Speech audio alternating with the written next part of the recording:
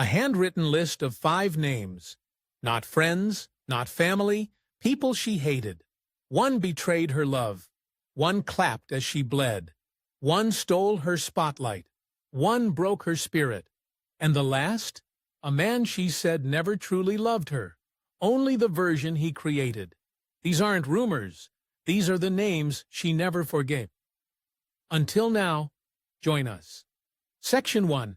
Behind the Curtain, the Making of a Disney Princess. She was America's sweetheart, a Disney darling, the girl who smiled on cue, danced in saddle shoes, and never said a word out of line. But behind that perfect face, Annette Funicello was suffocating.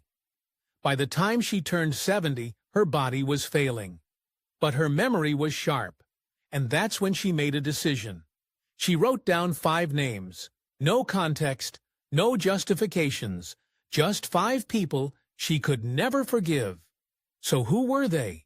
What did they do? And why did one of them build her up just to break her down?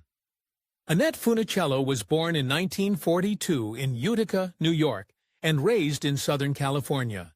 By all accounts, she was an ordinary child, until the age of 12, when Walt Disney himself spotted her dancing in a local recital. He didn't hesitate. She was cast on the Mickey Mouse Club and quickly became the breakout star. With her wide eyes, warm smile, and down-to-earth charm, Annette didn't just represent girlhood. She embodied the fantasy of American innocence. She wasn't just popular. She was beloved. Her fan mail far exceeded her co-stars. Her name alone sold dolls, cereal, records, and lunchboxes. But that fantasy came with rules, and those rules were strict. Annette's rise to fame happened inside the tight grip of the Disney machine, a studio that treated its stars like trademarks, not people. She couldn't change her hair without asking permission. She was forbidden from dating in public. When she wore a bathing suit, it had to be modest. And when rumors circulated about her and pop singer Paul Anka, Disney's lawyers issued formal warnings to gossip magazines. To them, Annette wasn't a teenage girl with real emotions. She was a brand, and her purity was the selling point. Walt Disney himself once told the press, "Annette is a symbol of purity." He meant it as a compliment, but for Annette, it was a sentence. That phrase, symbol of purity, followed her everywhere. Even as she grew older, her image never changed. She wasn't allowed to take on adult roles. She wasn't allowed to express anger, desire, or independence. When she asked to play a villain in a teen beach film, the studio turned her down flat. Too risky, too mature, too real. The control extended far beyond her acting. On set, her wardrobe had to be approved by multiple departments. She wasn't allowed to wear revealing clothing even when other actresses did. And she had to remain relentlessly cheerful, even when the cameras stopped rolling. This wasn't just branding, it was surveillance. She lived under a microscope, every smile rehearsed, every word managed, every gesture watched. And yet, Annette never rebelled. She didn't storm out of her contract or leak stories to the tabloids. She stayed quiet, obedient, professional. And that silence lasted for decades, until the end. In the final years of her life, Annette was living with multiple sclerosis, a degenerative disease that attacks the brain and spinal cord. It slowly erodes your ability to move, to speak, even to swallow. For Annette, that meant the loss of physical freedom, but not mental clarity. Her memory remained intact. So did her emotions. And that's when something shifted. She began writing in a small sealed notebook. Not a memoir, not a diary. Just 5 names. Names of people who had left a mark. Not with violence, but with neglect, humiliation, and betrayal. These weren't dramatic public scandals. They were private cuts. Deep ones. A co-star who made her feel invisible. A friend who smiled while stealing roles. A man who claimed to love her but mocked her in public. Each name represented a piece of the image she was forced to carry, a mask she couldn't take off. This list wasn't revenge. It wasn't bitterness. It was control. Finally, in her hands, a private rebellion from a woman who had spent her life being shaped, scripted, and silenced. She never released the list publicly, but she didn't have to. The very act of writing it down was the loudest thing she'd ever done. Annette's smile fooled the world, but not herself. She knew exactly who cost her the chance to live as more than a doll in a glass case. And when she finally wrote their names, she wasn't just remembering. She was making sure history did. Section 2. Walt Disney, the magic man with the cold smile. In one of the most shocking private revelations to emerge from Annette Funicello's final years, she referred to Walt Disney not by name, but by code. In her handwritten notebook, she didn't write Walt or Disney. She didn't even call him Mr. Disney, as she had always done in public. Instead, she wrote just 3 words in all capital letters. The Magic Man. No explanation, no story attached. Just a label. A name only she understood. Why? Because to Annette, he wasn't a man anymore. He was a symbol of control, of someone who gave her everything while quietly taking everything else away. The same man who made her famous also made her disappear. So how did the smiling face behind Mickey Mouse become the first name on a list of people she could never forgive? From the outside, their relationship looked like a dream. Annette was only 12 when Walt Disney discovered her at a dance recital in Burbank. He approached her family, signed her immediately, and cast her in the Mickey Mouse Club. Within weeks, she was a sensation. Girls across America copied her hair. Parents trusted her face. She became the most requested Mouseketeer in the show's history, and to the public it looked like Walt had found a daughter he never had. He once described her as America's favorite girl and a symbol of everything good. But that word, symbol, was the first clue that things weren't what they seemed. Because to Walt Disney, Annette Funicello wasn't a growing child or a human being. She was an ideal. She represented something that the Disney brand needed to preserve at all costs. Innocence, sweetness, obedience. The moment Annette tried to step outside that box, she found herself running into walls. When she asked if she could wear a more modern hairstyle in her teen years, she was told to seek approval, not just from her manager, but also from Disney's image department and Walt himself. When she wanted to take on more grown-up roles, teen romance films, or even something mildly suggestive, the answer was always no. Annette once said, "He never yelled. He didn't have to." A frown from Mr. Disney was worse than screaming. This is what psychologists call nonverbal dominance, using facial expressions, silence, and presence to assert control. In legal settings, this kind of control wouldn't be classified as abuse, but it's often identified in environments with extreme power imbalances like the entertainment industry. The message was always clear. She could act, smile, and dance, but only within boundaries set for her. One of the most vivid examples of this came during a beach shoot. While the other girls wore bikinis or sleeveless tops, Annette was forced to wear a long-sleeve shirt, even in 90-degree heat, because Disney insisted her image had to remain pure. A teenage girl in a swimsuit wasn't just wardrobe. It was a branding issue. She wasn't allowed to kiss male co-stars on screen unless the script was reviewed by Disney's legal team. And if that co-star happened to be her real-life boyfriend, the rules became even stricter. When rumors spread about her dating singer Paul Anka, Disney's legal department began sending formal cease and desist notices to newspapers. Not because the rumors were false, but because they were inconvenient. The logic was simple. If Annette was seen as a regular teenager, she could no longer sell the fantasy. And in Walt's world, fantasies came first. Behind the scenes, Annette was growing increasingly restless.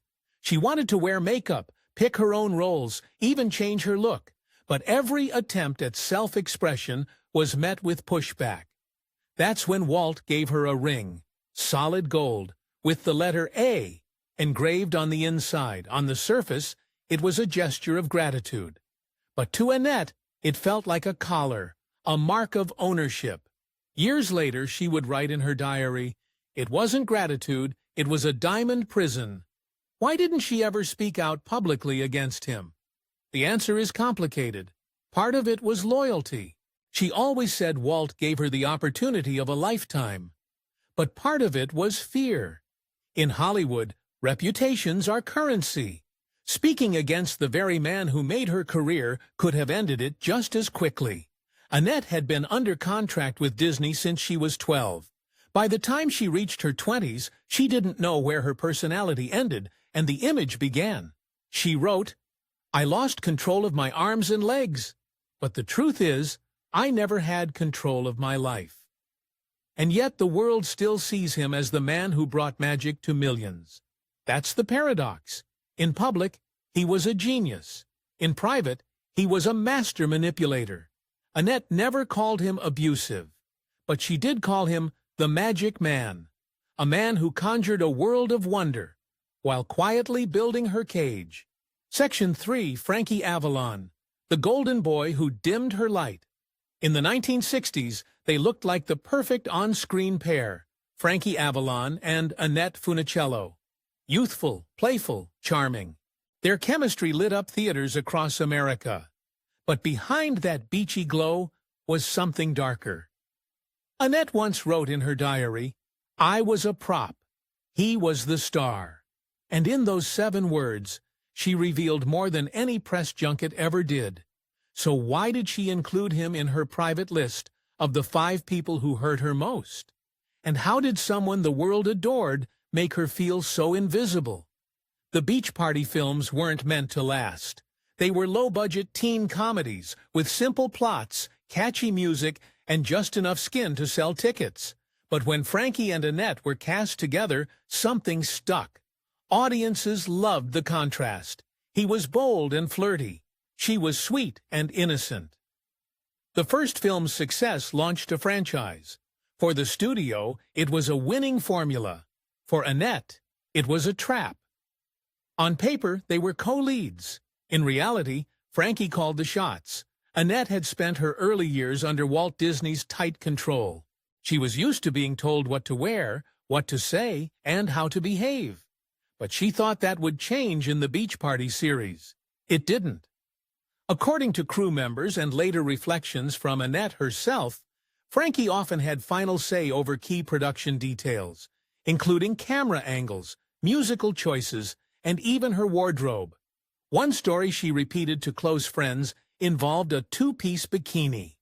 The director had finally agreed to let her wear something more revealing, something that reflected her growing maturity and helped her break away from the Disney girl persona.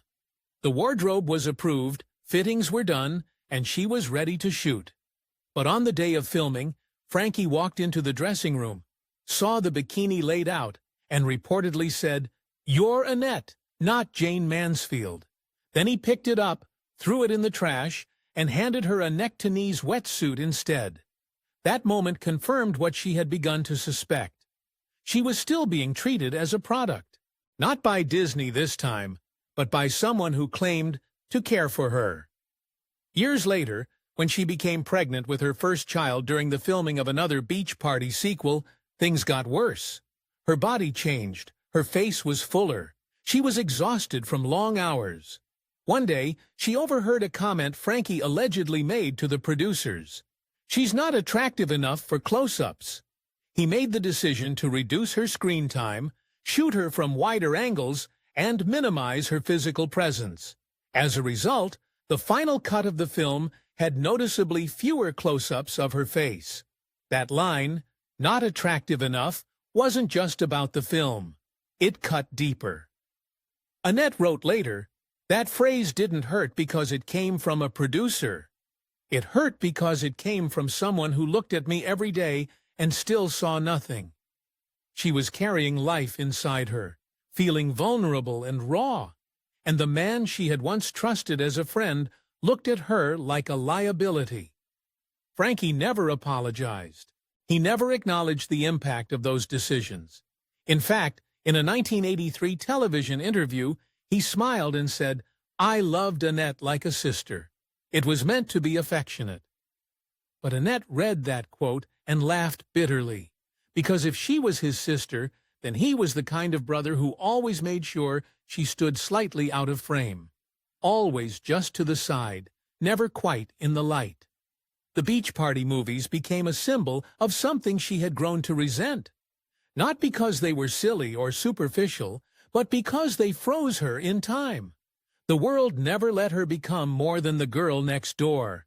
And Frankie, intentionally or not, became the face of that prison.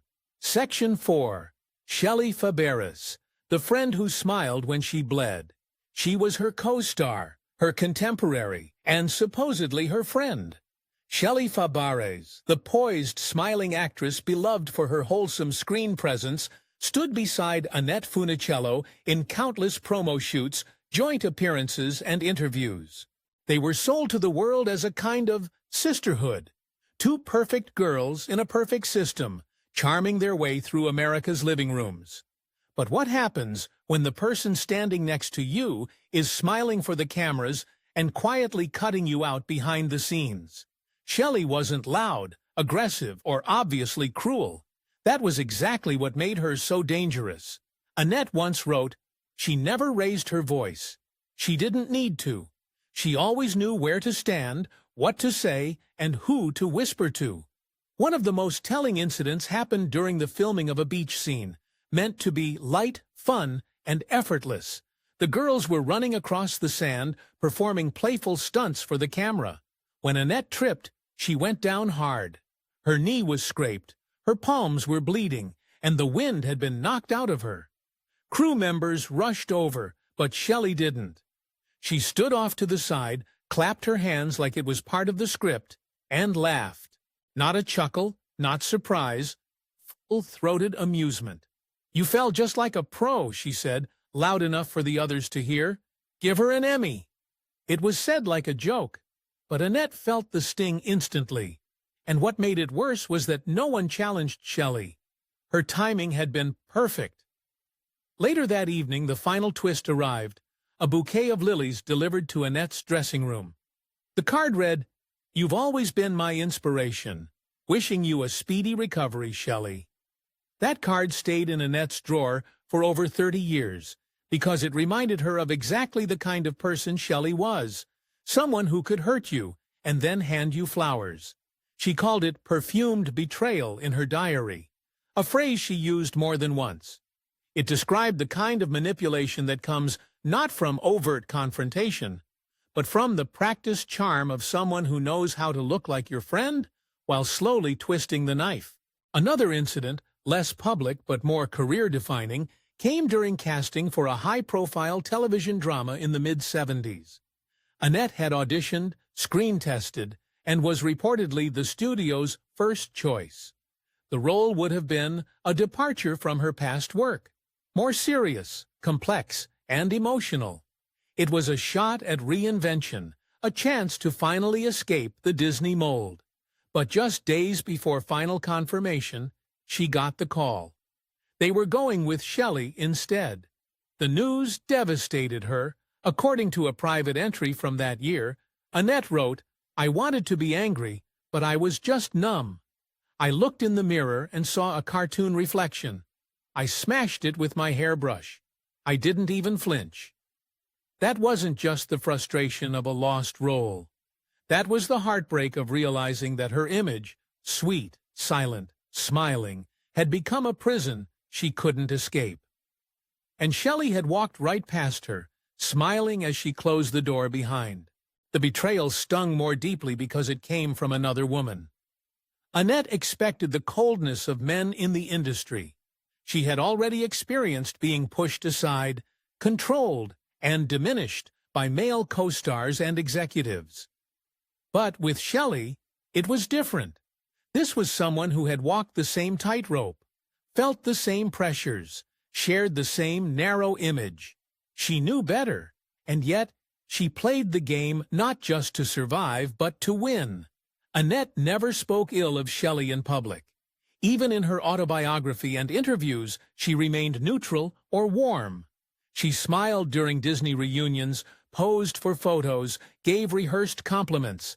But that doesn't mean she forgot. The smile may have stayed, but the trust was gone. She saw through the flowers, through the clapping, through the smiles.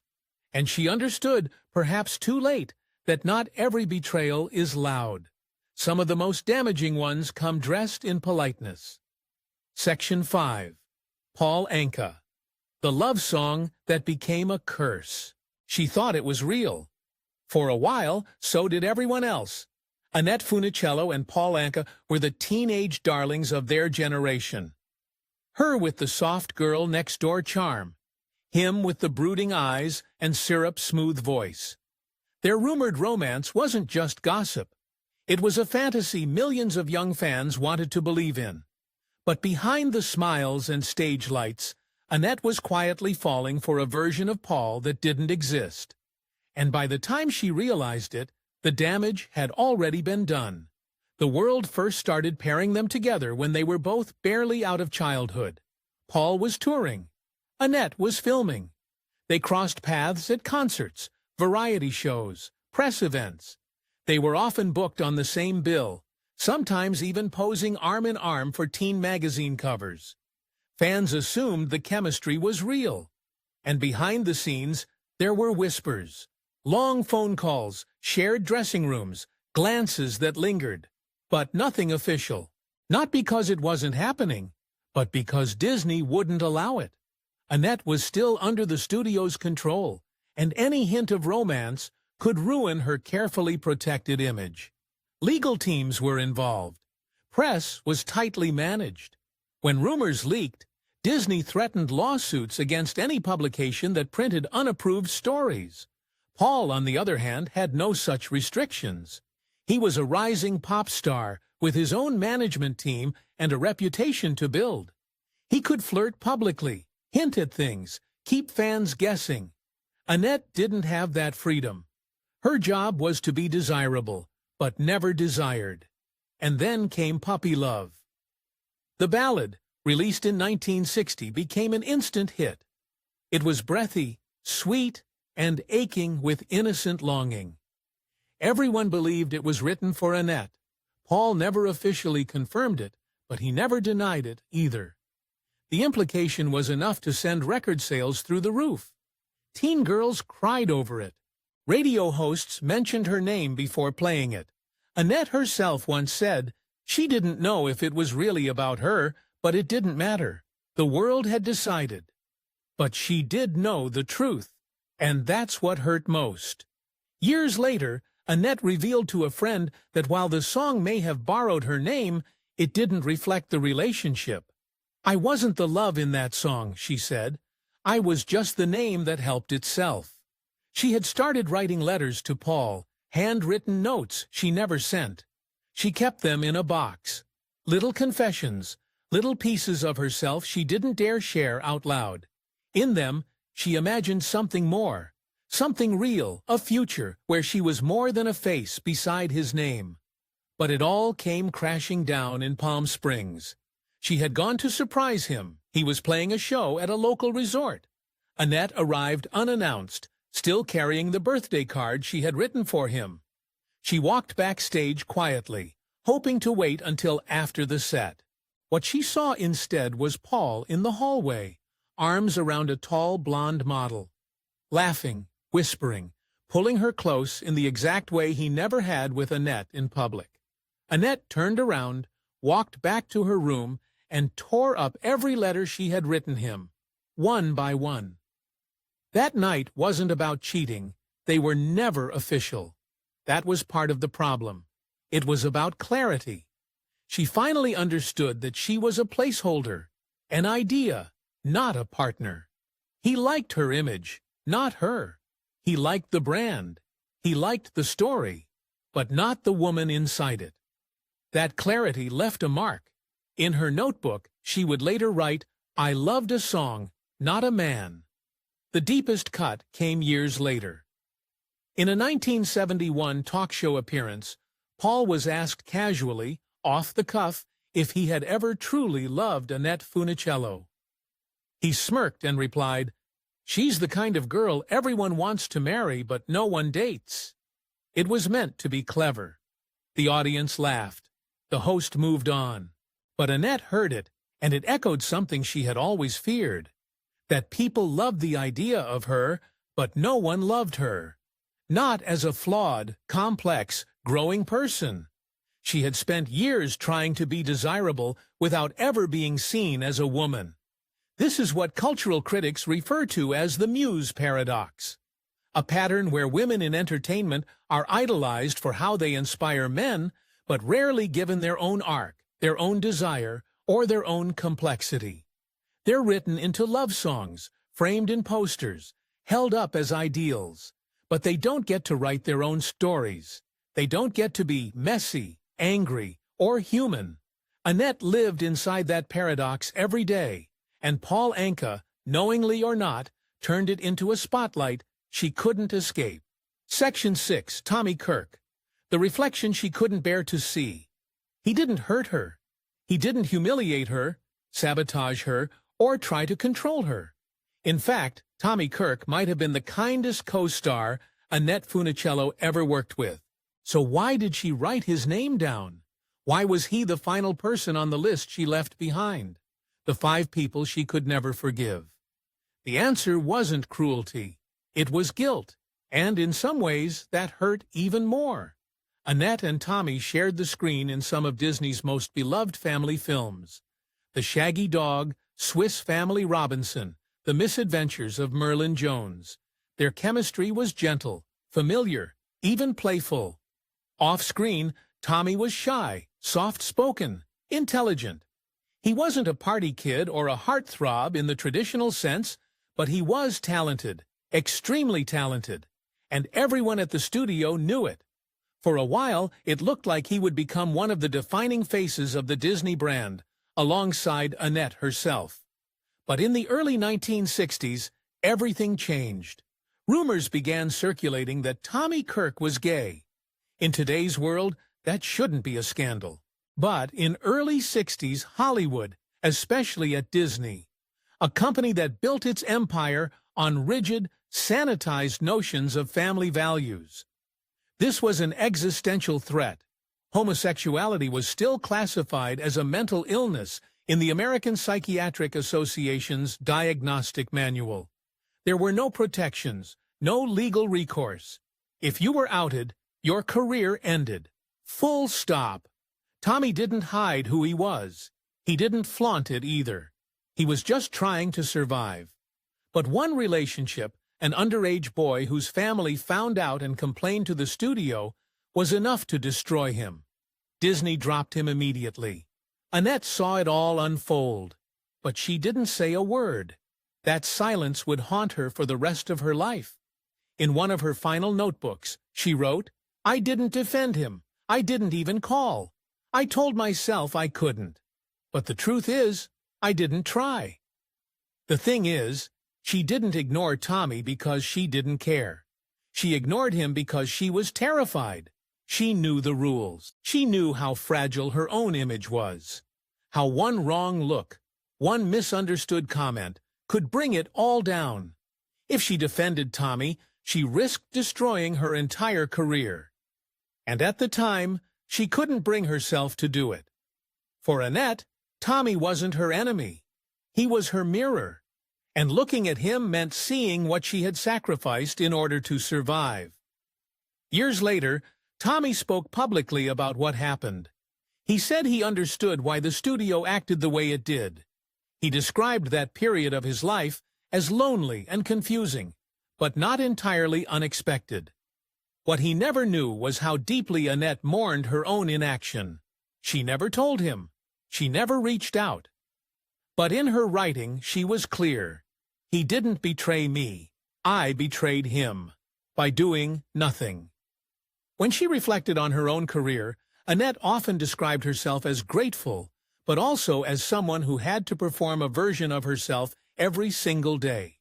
She called it being a ghost in my own body. The smiling Disney girl, the perfect co-star, the eternal innocent.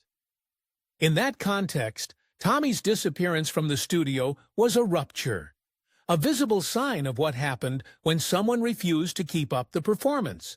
In psychological terms, this is called moral injury. It's different from guilt or shame. It happens when someone feels they violated their own ethical code, not because they wanted to, but because the system around them made it feel necessary. Soldiers feel it when they follow unjust orders. Whistleblowers feel it when they stay silent too long. And, in Annette's case, that injury was never healed, because it was never acknowledged. The line she wrote beneath Tommy's name was simple: "We are never free, even when smiling in front of millions." That was the core of what he represented to her, a life spent behind glass. Tommy eventually found peace in his later life.